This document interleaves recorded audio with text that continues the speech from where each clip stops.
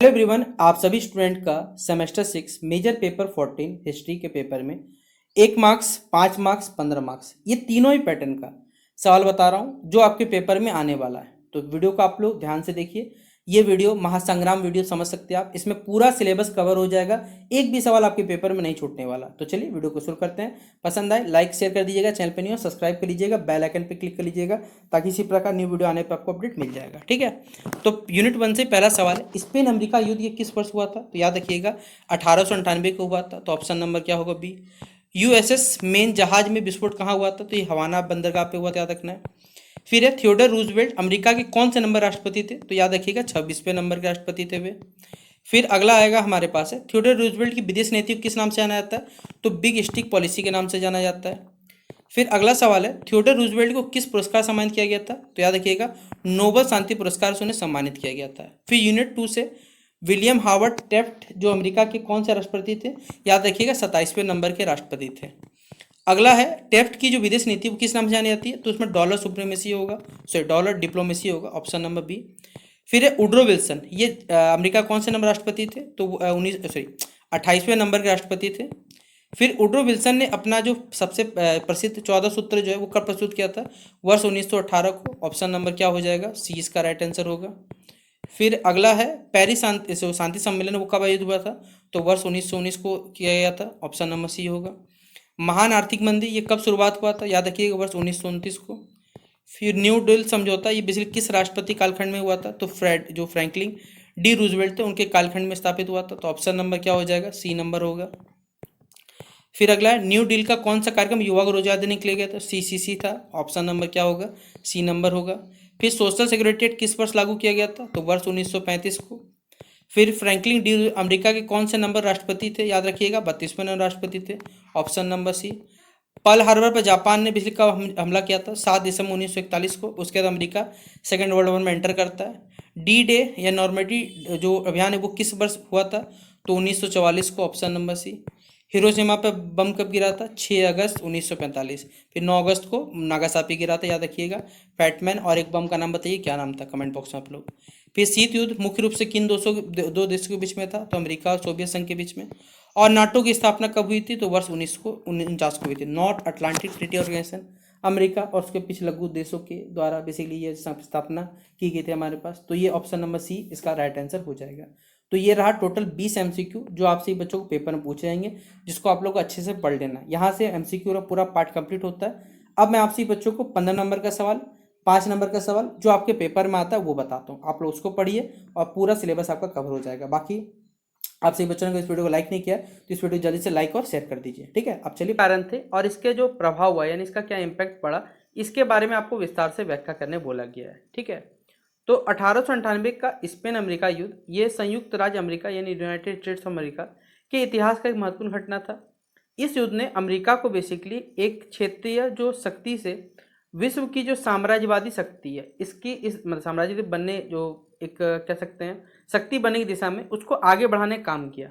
यह युद्ध मुख्य रूप से स्पेन में बेसिकली जो अधीन जो क्यूबा नामक देश है इसकी स्थिति को लेकर हुआ, जहां स्वतंत्रता आंदोलन चल रहा था और स्पेन द्वारा जो विद्रोही पर कठोर यहाँ पर दमन यहाँ पर किया जा रहा था। युद्ध का सबसे बड़ा कारण था क्यूबा की स्वतंत्रता। अमेरिका का इतिहास अगर आप निकालते हैं तो क्यूबा का जो युद्ध बेसिकली क्यूबा का स्वतंत्र इतिहास है ये बहुत महत्वपूर्ण घटना है।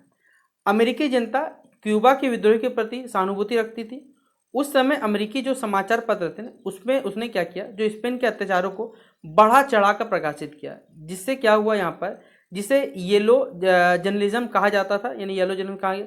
इसके अलावा फरवरी 1898 में हवाना बंदरगाह में अमेरिकी युद्धपोत यूएसएस मेने ने विस्फोट हुआ, जिसमें अनेक अमेरिकी सैनिक मारे गए। अमेरिका ने इसके लिए स्पेन को जिम्मेदार ठहराया और अप्रैल 1898 में युद्ध क्या कर दिया, घोषित कर दिया। यह युद्ध लगभग देखा जाए तो 4 महीने तक चला और इसमें अमेरिका की निर्णायक विजय हुई।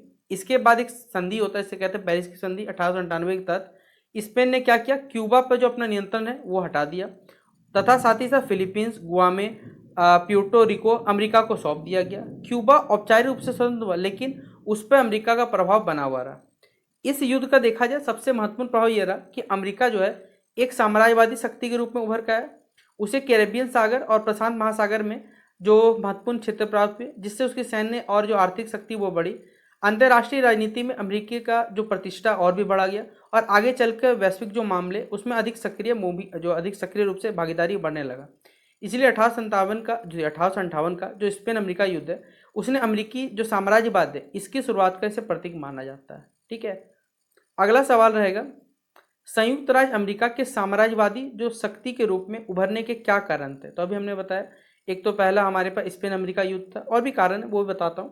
पहला, 19वीं शताब्दी के अंत तक अमेरिका, संयुक्त राज्य अमेरिका यानी यूनाइटेड स्टेट्स ऑफ अमेरिका एक औद्योगिक राष्ट्र बन चुका था, लेकिन 1898 के स्पेन अमेरिका युद्ध के बाद वो विश्व की जो प्रमुख साम्राज्यवादी शक्ति है उसमें शामिल हो चुका था। साम्राज्यवाद का अर्थ है कि किसी शक्तिशाली देश द्वारा किसी दूसरे देश या क्षेत्रों पर क्या करना, राजनीतिक रूप से, आर्थिक रूप से या सैन्य प्रभावित स्थापित करना। अमेरिका के साम्राज्यवादी शक्ति बनने के पीछे देखिए बहुत सारे कहीं महत्वपूर्ण कारण थे। सबसे पहला कारण था कि तीव्र जो औद्योगिक विकास एक कारण था। गृह युद्ध के बाद अमेरिका में उद्योग हो गए, रेल मार्ग हो गए, कारखानों का तेजी से विस्तार हुआ, बढ़ते उत्पादन के कारण नए बाजार और कच्चे माल की जो आवश्यकता है ये लोगों को महसूस हुई, इसलिए विदेशों में प्रभाव बढ़ना ये आवश्यक समझा गया। दूसरा कारण था नौसैनिक जो क्षमता था, बेसिकली शक्ति था, इसका विकास होना। एडमिरल अल्फ्रेड महान ने जो मौजूद नौसेना के महत्व पर बल दिया, जिसके बाद अमेरिका ने आधुनिक जो युद्धपोत है वो बनाए और जो विदेशी बंदरगाह उस पर अपना प्रभाव बढ़ता चला गया। तीसरा कारण था स्पेन अमेरिका युद्ध 1898 का। इस युद्ध में विजय के बाद अमेरिका को फिलीपींस, गुआम, प्यूर्टो रिको जैसे क्षेत्रों में अधिकार प्राप्त हुए, जिससे उसकी जो सामरिक स्थिति और भी मजबूत होते चली गई। इसके अलावा ओपन डोर जो नीति के माध्यम से अमेरिका ने चीन व्यापारिक हितों की रक्षा की। पनामा जो नहर संधि है इसके निर्माण में अटलांटिक और जो प्रशांत महासागर है दोनों को जोड़कर अमेरिका की जो व्यापारिक और सैन्य शक्ति है उसको बढ़ावा दिया गया। इन सभी कारणों ने अमेरिका को केवल एक महाद्वीप या राष्ट्र नहीं बनाया, बल्कि विश्व राजनीति, व्यापार और जो सैन्य मामले इनमें एक प्रभावशाली शक्ति बनकर अमेरिका उभर के आया। और यही कारण है कि 20वीं शताब्दी की शुरुआत को लेकर अमेरिका के जो साम्राज्यवादी उदय है इसका एक महत्वपूर्ण दौर माना जा रहा है यहाँ पर। ठीक है, तो ये दूसरा क्वेश्चन था हमारे पास है। तीसरा क्वेश्चन हमारे पास थियोडोर रूजवेल्ट की जीवन और उनकी जो उपलब्धियां इनका आपको मूल्यांकन करना है। ये क्वेश्चन नंबर 3 में पूछा गया है। तो थियोडोर रूजवेल्ट ये यूनाइटेड स्टेट्स ऑफ अमेरिका के 26वें राष्ट्रपति थे। उनका जन्म 27 अक्टूबर 1858 को न्यूयॉर्क में हुआ था। बचपन से ही वो शारीरिक रूप से कमजोर थे, लेकिन उन्होंने कठिन परिश्रम और व्यायाम के माध्यम से स्वयं को मजबूत बनाया। वे एक लेखक थे, सैनिक थे, प्रकृति प्रेमी और एक कुशल राजनीतिक थे। वर्ष 1901 में राष्ट्रीय विलियम जो मैकिनले की हत्या के बाद वे राष्ट्रपति बनाए गए और 1909 तक वो इस पद पर रहे।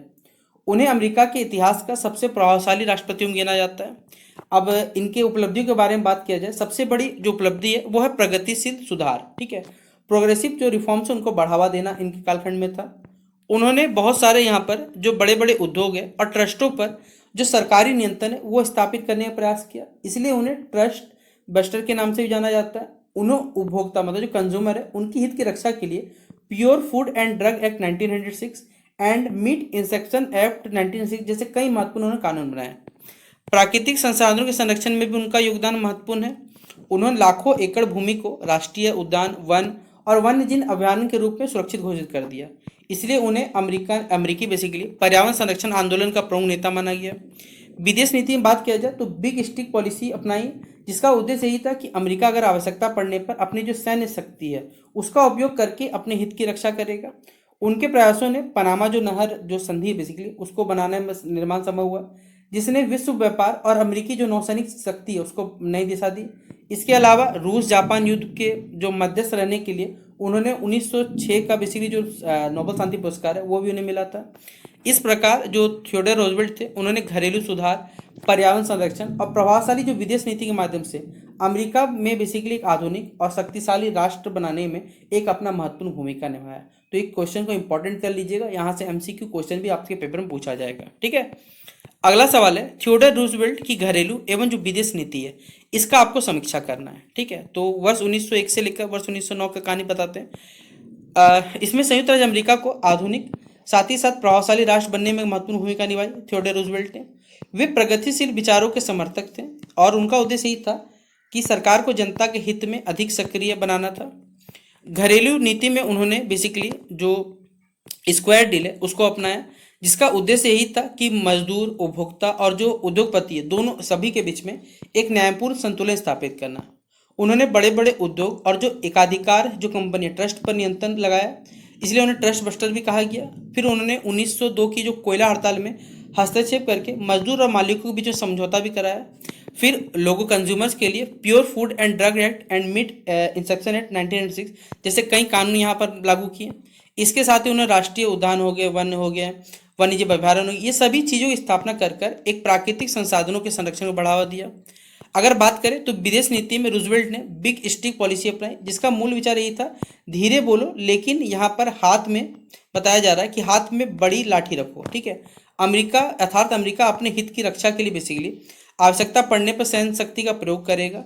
उन्होंने पनामा जो नहर है बेसिकली उसके निर्माण में महत्वपूर्ण भूमिका निभाई, जिससे अमेरिका का जो व्यापारिक और जो नौसैनिक क्षमता है वो लगातार बढ़ा। उन्होंने रूजवेल्ट कोलोरिन के माध्यम से मुनरो सिद्धांत का विस्तार किया और लैटिन अमेरिका में अमेरिकी जो हस्तक्षेप है उसको उचित ठहराया। फिर रूस जापान युद्ध में मध्यस्थता करके उन्होंने अंतर्राष्ट्रीय स्तर पर अमेरिका की जो प्रतिष्ठा है उसको बढ़ाने का कार्य किया। कुल मिलाकर देखा जाए तो रूजवेल्ट की जो घरेलू नीति है उसने सुधार और जन कल्याण को बढ़ावा दिया, जबकि उनकी जो विदेश नीति ने अमेरिका को एक विश्व राजनीति में एक शक्तिशाली और एक प्रभावशाली राष्ट्र के रूप में स्थापित करने का कार्य किया। ठीक है, ये चौथा नंबर क्वेश्चन था। पांचवा क्वेश्चन है विलियम हॉवर्ड जो टैफ्ट थे उनके जीवन की उपलब्धि। जैसे ये रूजवेल्ट जो थे 26वें नंबर राष्ट्रपति थे, ये 27वें नंबर राष्ट्रपति थे अमेरिका के। ठीक है, इनका जन्म 15 सितंबर 1857 को हुआ था और बेसिकली ये ओहायो के सिंसिनाटी में इनका जन्म हुआ था। वे पेशे से वकील थे और न्यायविद थे। राष्ट्रपति बनने से पहले उन्होंने न्यायाधीश, युद्ध मंत्री, सेक्रेटरी ऑफ वार तथा फिलीपींस के गवर्नर के रूप में उन्होंने कार्य किया था। थियोडोर रूजवेल्ट के समर्थन से वे 1909 में राष्ट्रपति बने और 1913 तक इस पोस्ट पर रहते हैं। राष्ट्रपति पद छोड़ने के बाद वे अमेरिका के मुख्य न्यायाधीश मतलब चीफ जस्टिस भी बने रहे, जो अमेरिका के इतिहास में एक अनोखी उपलब्धि देखा जाता है। टैफ्ट ने अपने कार्यकाल में देखिए बहुत सारी उपलब्धियां हासिल की। उन्होंने बड़े बड़े उद्योग और ट्रस्टों के बीच में पहले से अधिक जो मुकदमे चलाए और एकाधिकार जो मोनोपोली है उस पर नियंत्रण स्थापित करने का प्रयास किया। उनके शासन में मैन एल्किन्स एक्ट 1910 पारित हुआ, जिसने रेल और जो टेलीफोन कंपनी पर सरकारी जो नियंत्रण है वो बढ़ाया। फिर डाक बचत प्रणाली, पोस्टल सेविंग सिस्टम लागू किया और साथ ही साथ देखा जाए तो अंतर जो हमारे पास इंटर स्टेट कॉमर्स कमीशन है, ठीक है, इसकी शक्तियों का विस्तार किया। फिर विदेश नीति में जो हमारे पास टैफ्ट ने डॉलर कूटनीति मतलब डॉलर का डिप्लोमेसी इसको अपनाया और इस नीति का उद्देश्य यही था कि सैन्य हस्तक्षेप के बजाय अमेरिका क्या करे, पूंजी और निवेश के माध्यम से जो अन्य देश है विशेषकर लैटिन अमेरिकन देश हो गए, चीन में अमेरिका का प्रभाव बढ़ाना था। हालांकि इस नीति की देखिए आलोचना भी हुई है, क्योंकि कई स्थानों पर जो आर्थिक हितों की रक्षा के लिए आप सैन्य हस्तक्षेप करना भी पड़ा। टैफ्ट का कार्यकाल रूजवेल्ट जितना लोकप्रिय तो नहीं था, फिर भी उन्होंने प्रशासनिक सुधार हो गए, जो न्यायिक सेवा हो गई और आर्थिक नीतियों के माध्यम से अमेरिकी जो शासन व्यवस्था उसको मजबूत बनाया। इसलिए उन्हें एक कुशल प्रशासक और एक सफल न्यायविद के रूप में अमेरिका में बेसिकली याद किया जाता है। ठीक है, फिर अगला है विलियम हावर्ड टैफ्ट की घरेलू तथा इनकी जो विदेश नीति है और डॉलर जो सुप्रीमेसी है या डिप्लोमेसी है, इसके बारे में आपको बताना है। ठीक है, तो विलियम हावर्ड टैफ्ट वर्ष 1909 से लेकर 1913 तक आपको मालूम होगा यूएसए के राष्ट्रपति रहे। उन्होंने अपने जो इससे पूर्ववर्ती राष्ट्रपति थे थियोडोर रूजवेल्ट की कई नीतियों को आगे बढ़ाया, लेकिन उनकी कार्यशैली जो बेसिकली है वो अधिक कानूनी और ज़्यादा प्रशासनिक थी। उनकी घरेलू जो नीति थी वो सुधारों पर आधारित थी, लेकिन जो विदेशी नीति थी उसमें मुख्य आधार डॉलर का कूटनीति था। ठीक है, घरेलू नीति में टैफ्ट ने बड़े उद्योगकारी और जो बड़े बड़े उद्योग थे और एकाधिकार जो कंपनी थी उस पर नियंत्रण जारी रखा। उनके शासनकाल में स्टैंडर्ड ऑयल कंपनी सहित अनेक बड़ी कंपनियों के विरुद्ध जो मुकदमा चलाया गया। उन्होंने मैन एल्किन्स एक्ट 1910 लागू किया, जिसने रेल, टेलीफोन और तार सेवाओं पर सरकारी नियंत्रण बढ़ाया। इसके अलावा उन्होंने डाक बचत प्रणाली शुरुआत की और प्रशासनिक सुधारों के माध्यम से सरकारी व्यवस्था को और भी अधिक प्रभावी बनाने का प्रयास किया यहाँ पर। हालांकि पेन एड्रिक टैरिफ के कारण उनकी लोकप्रियता कम हुई, क्योंकि वो लोगों को अपेक्षित कर यहाँ पर जो राहत है वो नहीं मिल पाया। विदेशी नीति में देखा जाए तो टैफ्ट ने डॉलर को यहाँ पर बेसिकली कूटनीति अपनाई। इसका उद्देश्य यही था कि सैन्य शक्ति के बजाय अमेरिका पूंजी, निवेश और व्यापार के माध्यम से जो अन्य देश है उन पर अपना प्रभाव बढ़ाए। उन्होंने विशेष रूप से लैटिन अमेरिकन, कैरेबियन और चीन में अमेरिकी निवेश को बढ़ावा देने का काम किया। निकारागुआ हो गया, हॉन्डुरास हो गया और चीन में आर्थिक हितों की रक्षा के लिए अमेरिका ने वित्तीय सहायता और निवेश का उपयोग किया, लेकिन कई बार इन हितों की रक्षा के लिए सैन्य हस्तक्षेप भी करना पड़ा। डॉलर कूटनीति का उद्देश्य क्या था? आर्थिक विकास, आर्थिक स्तर पर था या आर्थिक विस्तार था। परंतु इसकी जो आलोचना है इसके इसलिए हुई क्योंकि इससे कई देशों में अमेरिका के हस्तक्षेप की भावना बढ़ी। फिर भी टैफ्ट की नीति ने अमेरिका की जो आर्थिक शक्ति और अंतर्राष्ट्रीय प्रभाव को बढ़ने में यहाँ पर महत्वपूर्ण योगदान किया और 20वीं शताब्दी की अमेरिकी जो विदेश नीति है उसको एक नई दिशा यहाँ प्रदान करने का कार्य किया। ठीक है, फिर अगला सवाल है वुडरो विल्सन। ठीक है, ये 28वें राष्ट्रपति हैं अमेरिका के। इनके जीवन को उपलब्धि है और इनके बारे में आपको समझना पड़ेगा। तो चलिए बताते हैं इनके बारे में हम लोग। तो वुडरो विल्सन ये यूएसए के 28वें राष्ट्रपति थे। इनका जन्म 28 दिसंबर 1856 को वर्जीनिया में हुआ था। वे एक प्रसिद्ध शिक्षक, राजनीतिक वैज्ञानिक और प्रिंसटन विश्वविद्यालय कुलपति भी रहे। बाद में न्यू जर्सी के गवर्नर बने और वर्ष 1913 में अमेरिका के राष्ट्रपति चुने गए। वे 1921 तक राष्ट्रपति रहे, मतलब 8 साल तक लगभग उनका कार्यकाल था।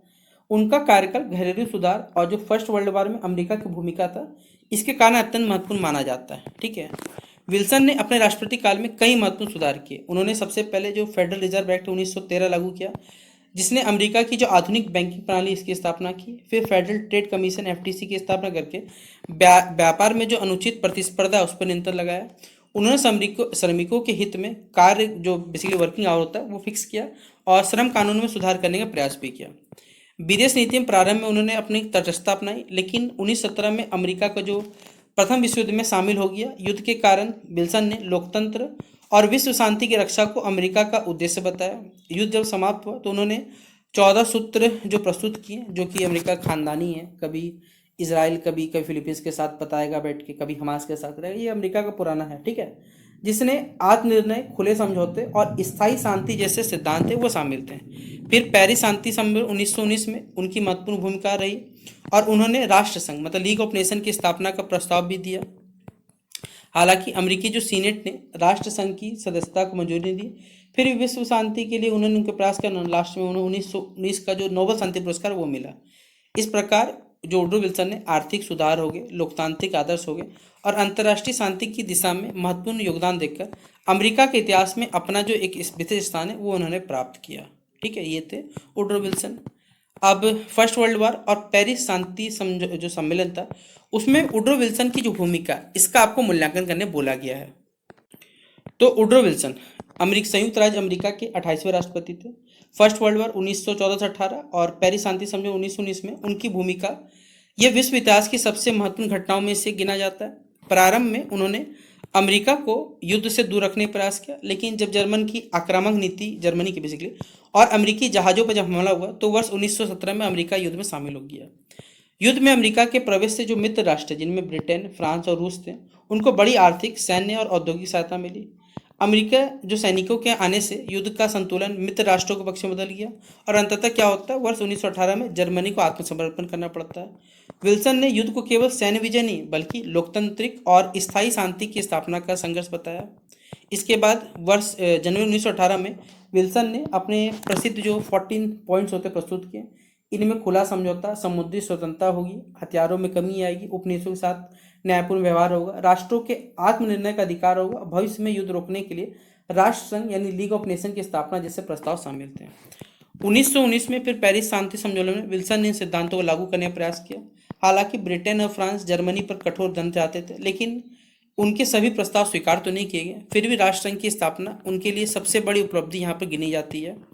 हालांकि अमेरिकी सीनेट ने बेसिकली जो राष्ट्र संघ की सदस्यता को मंजूरी नहीं दी, फिर भी विल्सन की नीतियों ने अंतर्राष्ट्रीय कूटनीति को नई दिशा दी और विश्व शांति के योगदान में उन्हें 1919 में जो नोबेल शांति पुरस्कार है वो उनको प्रदान किया गया था। ग्रेट डिप्रेशन कहते हैं। स्टार मार्क कर लीजिए, सवाल को 100% पेपर में आएगा आपको ये वाला। इसका अर्थ बताना है, कारण और इसका प्रभाव के बारे में व्याख्या करना है। तो ग्रेट डिप्रेशन ये 20वीं शताब्दी का सबसे गंभीर जो आर्थिक संकट ये था हमारे पास। इसकी शुरुआत 1929 में बेसिकली जो न्यूयॉर्क में स्टॉक एक्सचेंज है, इसका शेयर मार्केट में जब इसका ध्वस्त हुआ यानी वॉल स्ट्रीट क्रैश हुआ तो इसके स्टार्ट हुआ और इसका प्रभाव सिर्फ केवल अमेरिका तक ही नहीं रहा बल्कि पूरा विश्व का जो अर्थव्यवस्था पर इस पर पड़ा। इस संकट के कारण उद्योग हो, चाहे व्यापार हो, बैंकिंग सेक्टर हो, रोजगार व्यवस्था हो, ये सभी के सभी यहाँ बुरी तरीके से प्रभावित हुआ। महामंदी का सबसे प्रमुख कारण कि शेयर बाजार में अत्यधिक जो सट्टेबाजी था, लोग उधार लेकर बड़ी मात्रा में शेयर खरीद रहे थे, जिससे शेयर की कीमतें वास्तविक मूल्य से कहीं अधिक बहुत कीमत पर बढ़ चुका था। जब अक्टूबर 1929 में बाजार क्या अचानक धम से गिरा तो लाखों जो निवेशक थे उनकी पूंजी समाप्त हो गई। इसके अलावा बैंकों की जो कमजोर व्यवस्था है उद्योगों में आवश्यकता से अधिक उत्पादन हो गया, किसान की आय में गिरावट और उपभोक्ता की जो क्रय शक्ति मतलब परचेजिंग पावर है, ये सभी के सभी कम होने से जो आर्थिक संकट और भी गहरा उत्पन्न हो गया। अंतर्राष्ट्रीय व्यापार में क्या हुआ, कमी देखा गया, और जो संरक्षणवादी नीति है, इन सभी चीज़ों ने स्थिति को और भी यहाँ पर खराब खराब कर दिया। इस महामंदी के जो प्रभाव है बहुत ही अत्यंत ही गंभीर थे। हजारों बैंक क्या हो गए, देखते देखते बंद हो गए, कारखाने बंद हो गए, करोड़ों लोग बेरोजगार हो गए, किसानों को अपनी उपज का उचित मूल्य नहीं मिला, गरीबी तेजी से बढ़ी, और अमेरिका की अर्थव्यवस्था तो यहाँ ठहर से गई थी कि रुक गया था, और इसका प्रभाव यूरोप और जो अन्य देश पे इस पे पड़ा, जिससे क्या हुआ, वैश्विक बाजार में या जो व्यापार है उसमें भारी गिरावट देखने को मिला। महामंदी ने सरकार की जो आर्थिक भूमिका है उसको बदल दिया। इसके बाद उस समय के जो तत्कालीन राष्ट्रपति थे रूजवेल्ट जो थे, उन्होंने न्यू डील कार्यक्रम शुरू किया, जिसके माध्यम से रोजगार सृजन हुआ, बैंकिंग सुधार और सामाजिक सुरक्षा जैसी योजनाएं लागू की गई। इसलिए महान आर्थिक मंदी की आधुनिक जो आर्थिक इतिहास का सबसे महत्वपूर्ण घटनाओं में से एक माना जाता है। तो स्टार मार्क कर लीजिए, ये सवाल पेपर में 100% आपके आएगा। अगला है न्यू डील का अर्थ बताइए, इसका उद्देश्य, इसके प्रमुख कार्यक्रम और इसके प्रभाव को मूल्यांकन करना है। तो ये बेसिकली जो न्यू डील है बेसिकली, ये राष्ट्रपति उस समय अमेरिका के फ्रैंकलिन डी रूजवेल्ट द्वारा वर्ष 1933 में किया गया था। एक व्यापक आर्थिक और सामाजिक सुधार कार्यक्रम था।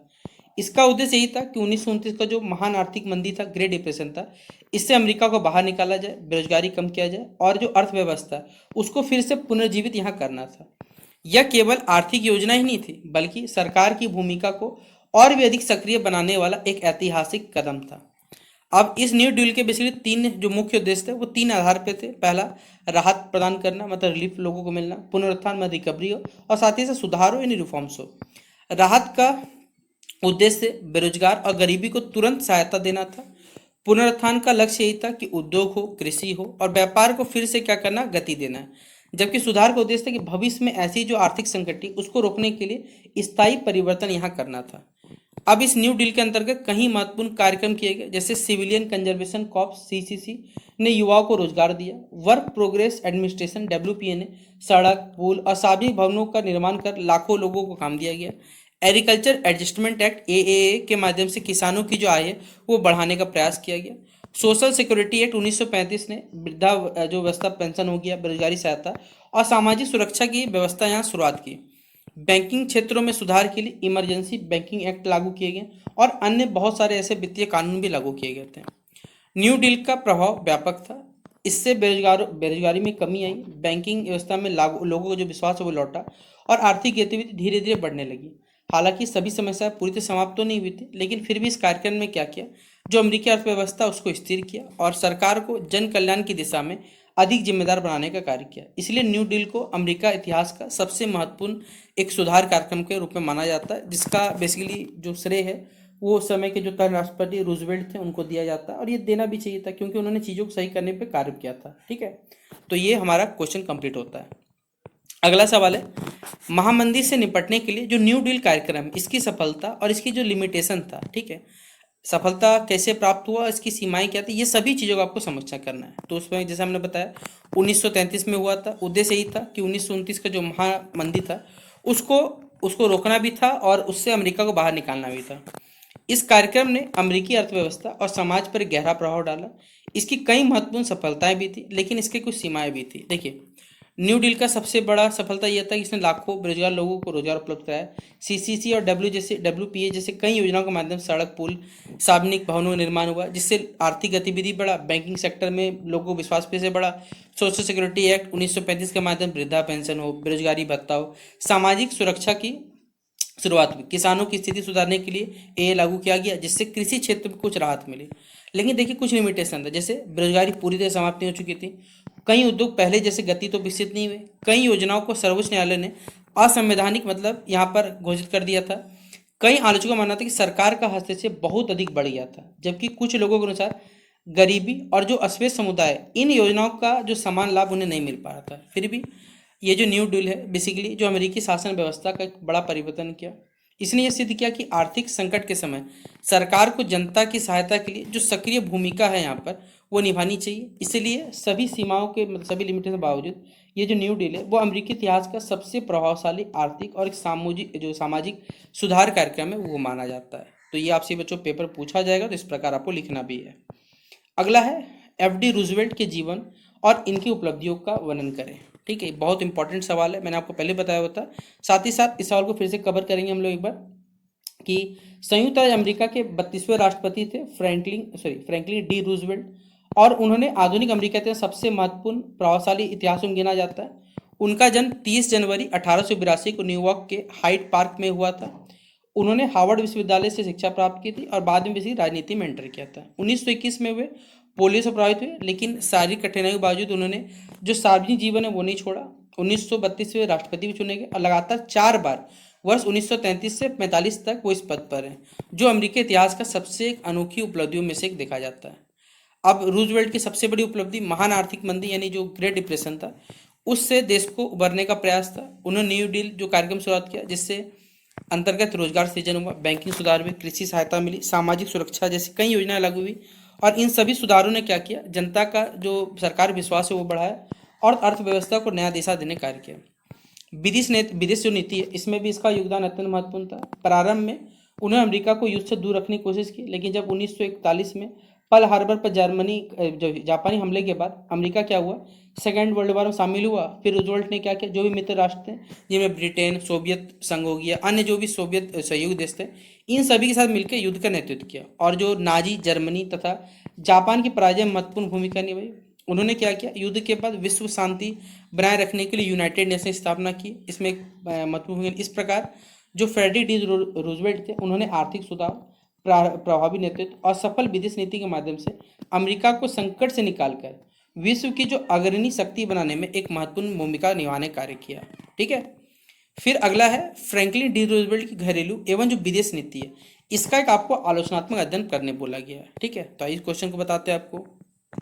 तो फ्रैंकलिन डी रूजवेल्ट इनकी जो घरेलू और जो विदेश नीति, इसने अमेरिका के इतिहास में महत्वपूर्ण बहुत सारे परिवर्तन किए।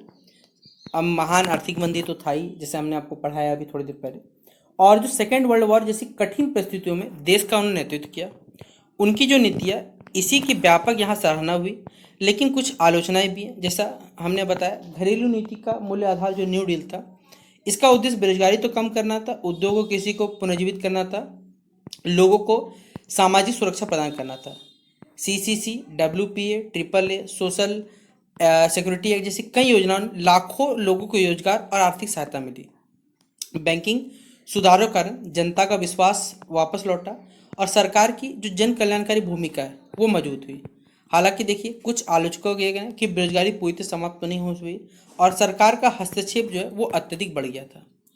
विदेश नीति के प्रारंभ में देखा जाए तो रूजवेल्ट ने जो तटस्थता बनाए रखी, लेकिन यूरोप में युद्ध बढ़ने पर उन्होंने क्या किया, जो मित्र राष्ट्र है उनकी सहायता के लिए जो लैंड लीज एक्ट 1941 लागू किया।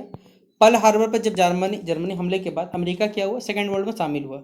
उन्होंने ब्रिटेन, सोवियत संघ और अन्य जो मित्र राष्ट्र थे उन सभी के साथ मिलकर युद्ध का सफल नेतृत्व किया और युद्ध के बाद उन्होंने जो यूएनओ की स्थापना है इसमें एक महत्वपूर्ण भूमिका निभाया।